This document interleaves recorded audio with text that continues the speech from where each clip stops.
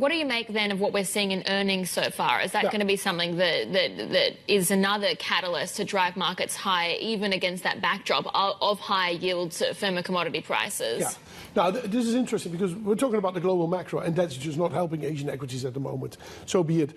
But actually, the earnings numbers that have come through out of the region is not so bad. So Chinese earnings, we've gone through a reporting season, we've all tallied them up. Looked like last year, so we're still rearview mirror here, last year most people thought there was no growth at all. But if you take the property sector out, it was about, say, close to 15% earnings growth. Not too bad, actually, across the region. Now, China, this year the expectations are for a slight acceleration. That needs to come down. There's some technicalities involved, but we're going to have decent growth across the region, particularly in North Asia.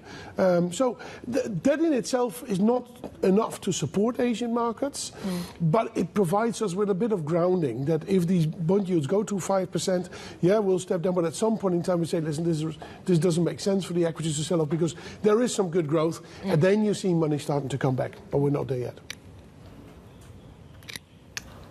How is the currency picture and the volatility that we continue to see playing out when it comes to equity valuations and interest, right, particularly for the likes of Japan? Yeah. No, I mean, at the beginning of the year, we were thinking, hey, the yen could weaken. Could strengthen from here. The dollar strength is over. And that will lead to all sorts of interesting changes in flow dynamics across the region because money would come out of Japan and then go somewhere else. Now, that story clearly has been moved backwards further into the future by at least a couple of months or so. So the yen has weakened. That typically supports the Japanese market, but now we're seeing a sell-off in global equities. So that's why Japanese equities are coming off as well. But that kind of flow that we were initially anticipating from Japan into the rest of the region, yeah, that is not going to happen anytime soon. So that also means, by the way, and that of course, some of the other. Yeah, you go first. No, continue. What are the global implications? No, it means that we thought there would be money going from Japan into the rest of the region, but now it's really global money that needs to come in. While at the moment, global money goes back into money market instruments because the rates are moving higher. That looks a little bit more interesting. So if we see a sort of peak in the 10-year bond yield, maybe it's close to the 5% that we were talking about earlier on. But if we see a peak somewhere there, then maybe that money starts to come back into the region. So it needs to be kind of global money that comes back in the region because it's not that Japanese money that's going to drive the markets such as China or India or elsewhere across Asia.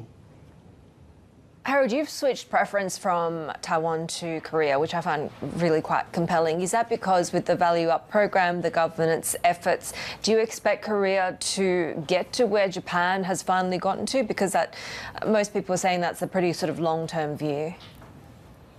Yeah, no, I think that's a long-term view. Actually, there are two reasons why we switched our preference for Korea and Taiwan. First of all, we liked Taiwan because there was good growth in some of the leading companies there, some of the foundry, for example. Now, that is materializing, and those stocks are up.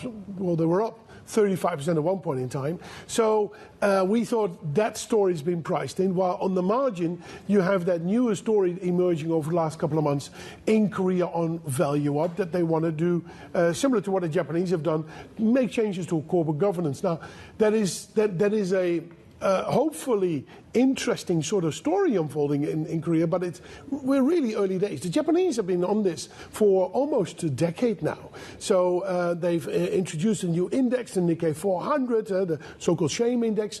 All kinds of changes were made almost a decade now. So they've been working on this for quite some time and figured out what works best for them.